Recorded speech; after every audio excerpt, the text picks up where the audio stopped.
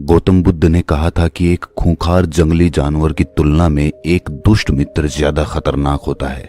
उससे ज्यादा डरना चाहिए, क्योंकि जानवर तो सिर्फ आपके शरीर को नुकसान पहुंचाता है, लेकिन एक कपटी और धोखेबाज मित्र आपकी बुद्धि को नुकसान पहुंचाता है।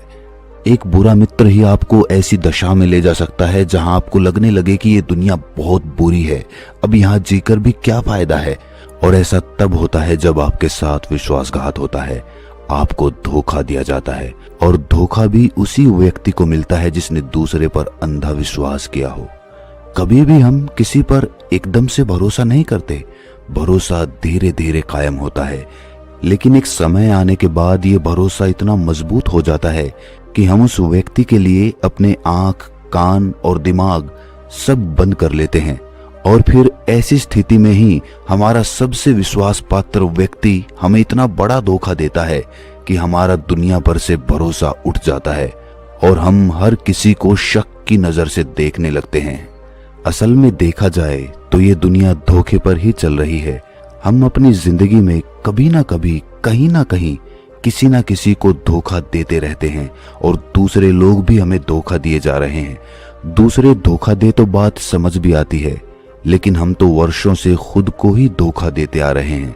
हम स्वयं को ऐसी ऐसी बातें समझा देते हैं जिससे हमें सच्चाई का सामना ना करना पड़े और हम अपनी छोटी दुनिया में ही खोए रहें। धोखा या विश्वासघात दो धारी तलवार की तरह होता है। हमें लगता तो है कि हम सामने वाले को धोखा देकर उसे मूर्ख बना रहे हैं, लेकिन ये धोखे की तलवार जितनी गर्दन सामने वाले की काटती है, उतनी ही गर्दन हमारी भी काटती है। भक्तों, आज की इस बोध कहानी के माध्यम से हम जानेंगे कि हम खुद को धोखे या विश्वासघात से कैसे बचा सकते हैं। और इस कहानी के अंत में हम 10 निशानियों के बारे में जानेंगे जो एक धोखेबाज और झूठे व्यक्ति में पाई जाती है। एक युवा व्यक्ति बहुत ही क्रोधित अवस्था में पहाड़ी की चोटी से कूदकर आत्महत्या करने जा रहा था। जैसे ही वो पहाड़ी के शिखर पर पहुंचा, वो जोर से चिल्लाया, ये दुनिया इतनी बुरी क्यों है? यहाँ सब इतने स्वार्थी क्यों हैं? अब मेरे जीने का कोई फायदा नहीं। उसी पहाड़ी के शिखर पर एक बौद्ध भिक्षु अपने ध्यान साधना में लीन थे। इस युवा व्यक्ति की तेज क्रोधित आवाज को सुनकर वे ध्यान से जागे। उन्होंने देखते ही समझ लिया कि युवा व्यक्ति यहाँ आत्महत्या करने आया है। वो व्यक्ति पहाड़ी से कूदने ही वाला था कि बौद्ध भिक्षु उसका हाथ पकड़कर उसे पीछे खींचते हुए बोले, क्या हुआ? आगे का रास्ता खत्म हो गया क्या?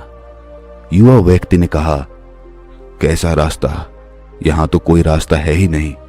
मैं तो यहां से कूदकर आत्महत्या करने वाला हूं।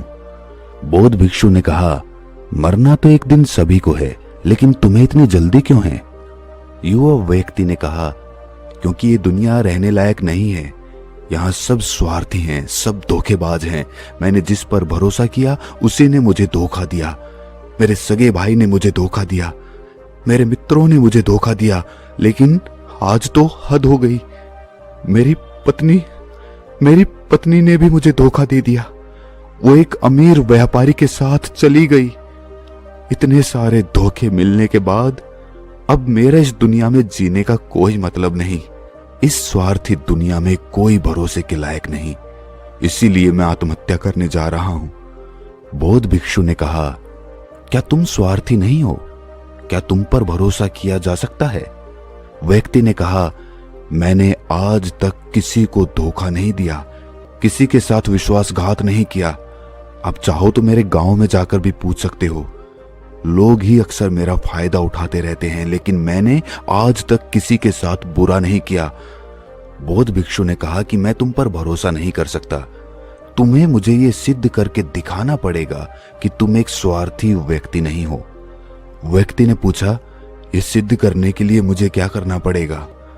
भिक्षु ने कहा कि तुम्हें अगले 1 साल तक मेरे साथ मेरे आश्रम में रहना पड़ेगा।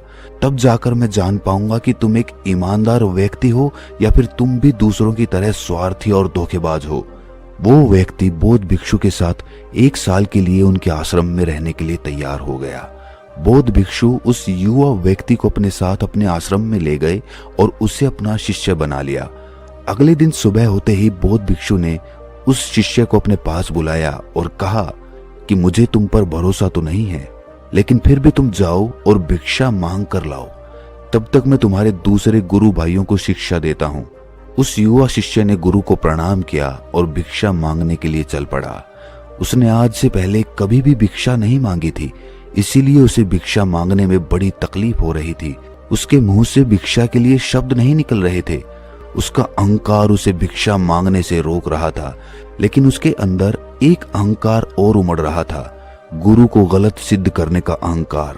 इसीलिए उसने भिक्षा मांगी और उस भिक्षा को लेकर वापस गुरु के पास पहुंचा। उसके हाथ में भिक्षा देखकर गुरु ने कहा, तुम कुछ तो भरोसे के लायक हो। मुझे लगा था कि तुम भिक्षा नहीं मांग पाओगे, लेकिन तुमने मुझे गलत सिद्ध कर दिया। आओ मेरे साथ मेरी कुटिया में चलते हैं, वहां मैं तुम्हें कुछ दिखाना चाहता हूं। गुरु शिष्य को अपने साथ अपनी कुटिया में ले गए। वहां कुटिया में ऊपर एक मटकी लटक रही थी। गुरु ने मटकी की ओर इशारा करते हुए कहा, उस मटकी को देख रहे हो? उसमें जहर रखा हुआ है, और जहर भी ऐसा है कि अगर किसी को दे दो तो व्यक्ति बड़े आराम से मर सकता है और किसी को पता भी नहीं चलेगा कि उसकी मौत कैसे हुई। युवा शिष्य ने कहा, लेकिन गुरुदेव, आप ये सब मुझे क्यों बता रहे हैं? बौद्ध भिक्षु ने कहा कि मैं बस तुम्हें सावधान कर रहा हूं कि कभी इसे गलती से खा मत लेना। कुछ दिनों बाद गुरु अपने शिष्यों के साथ एक जंगल से गुजर रहे थे। तभी कुछ जंगली लुटेरों ने अचानक उन पर हमला कर दिया।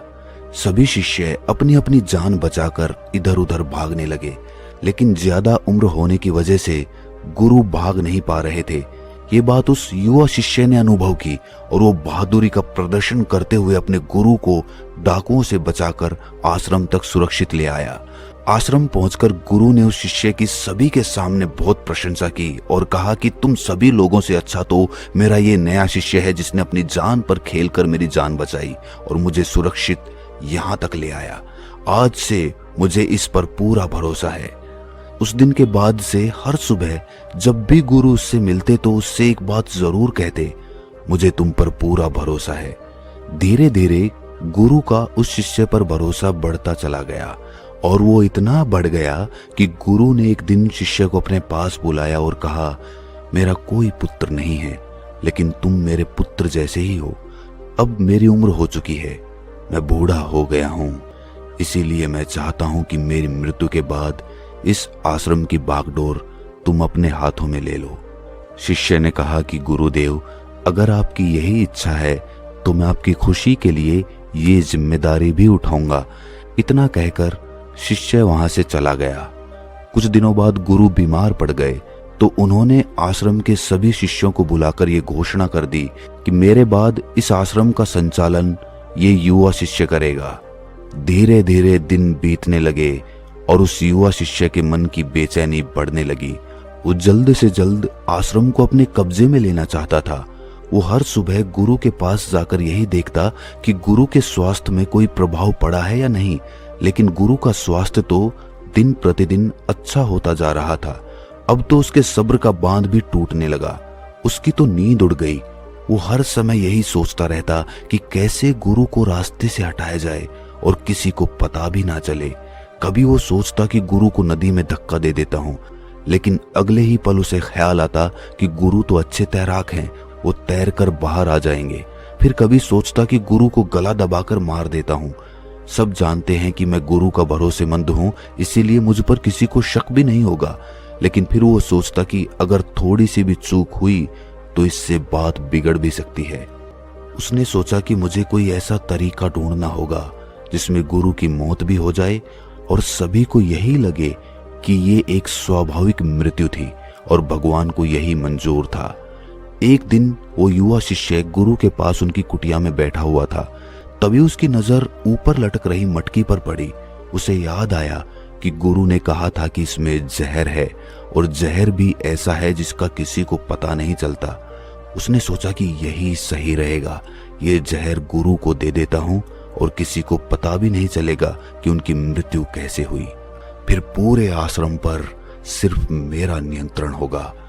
अगले दिन उसने चुपके से गुरु की कुटिया से वो जहर चुरा लिया और उसे गुरु के खाने में मिला दिया।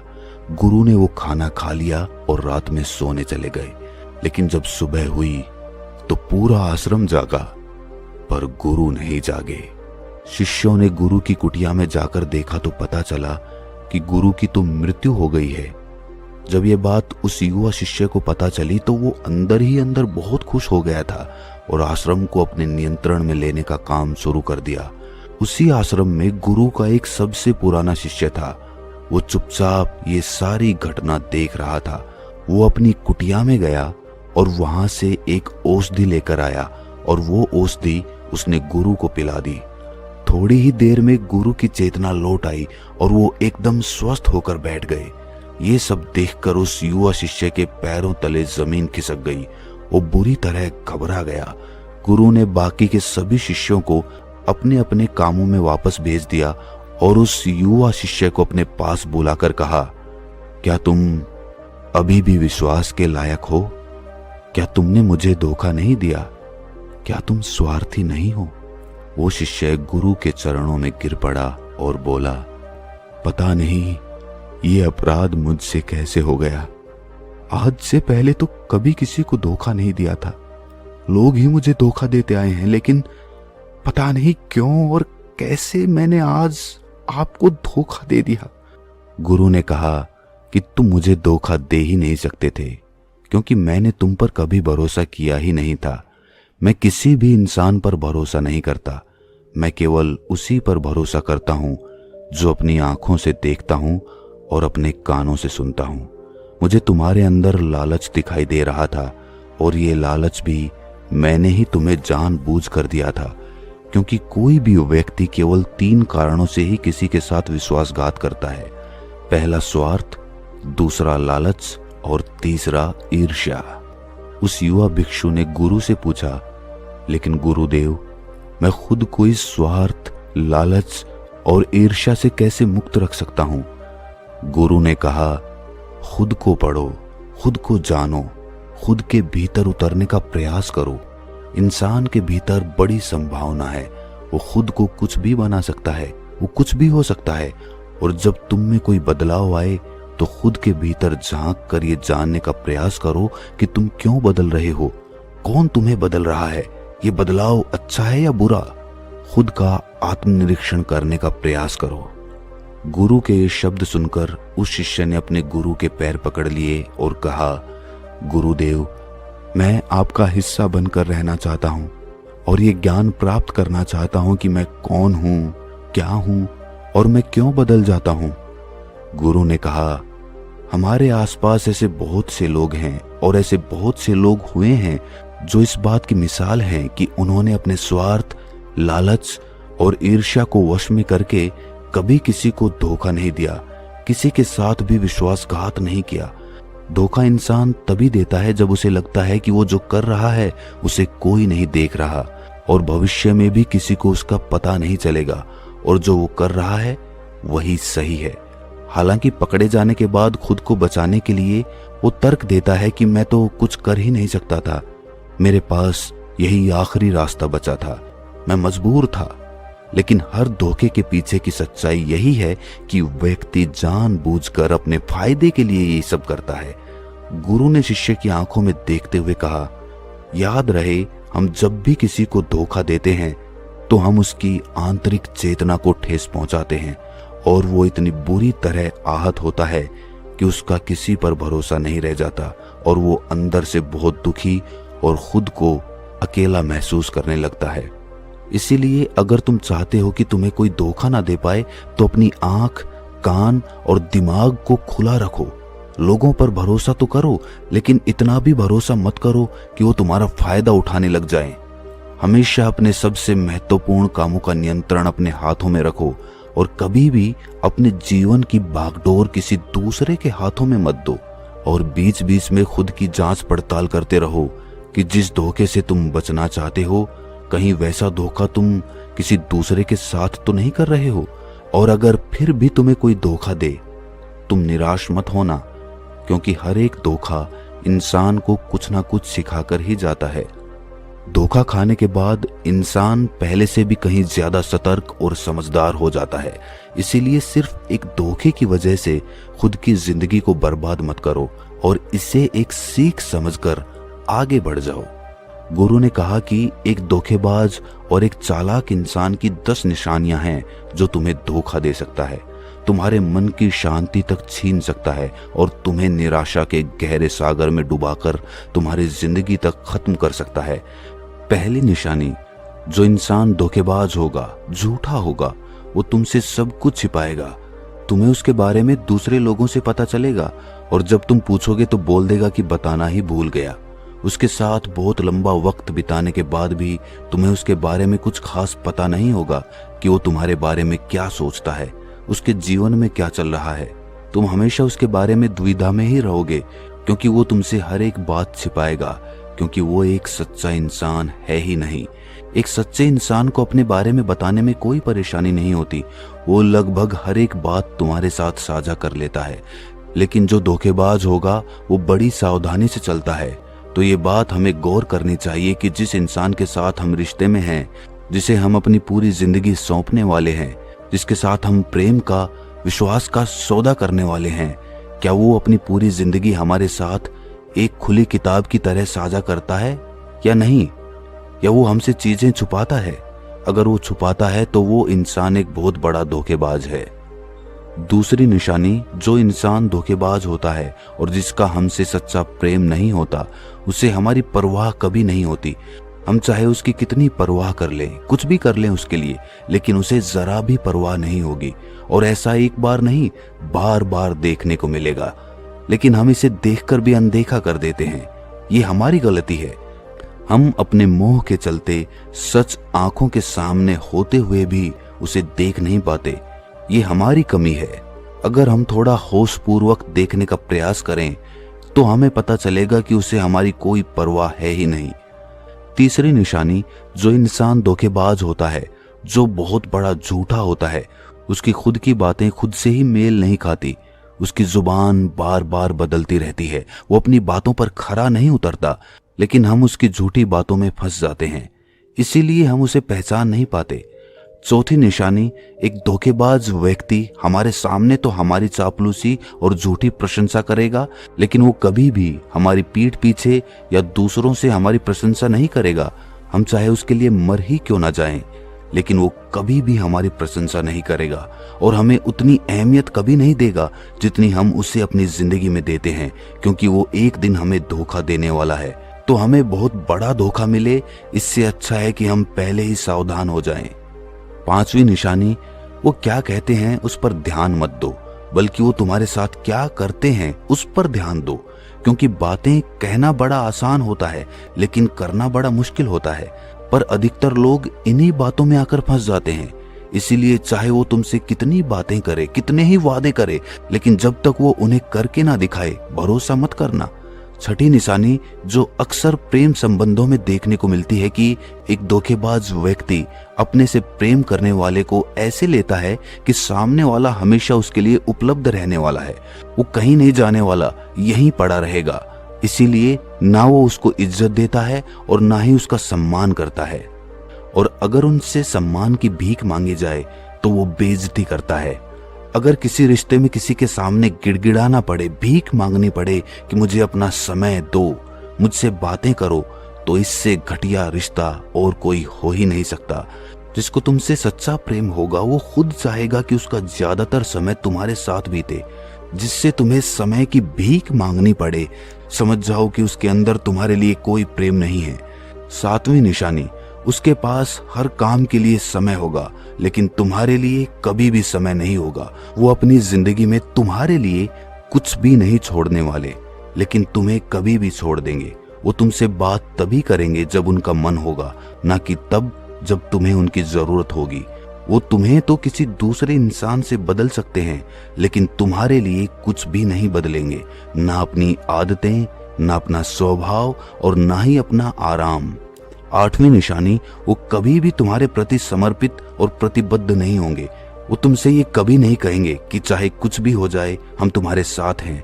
ये तुम्हें कभी एहसास नहीं होगा कि कल को तुम्हें कुछ हो जाए तो वो तुम्हारे साथ होंगे। चाहे कैसा भी समय हो वो तुम्हारा साथ देंगे।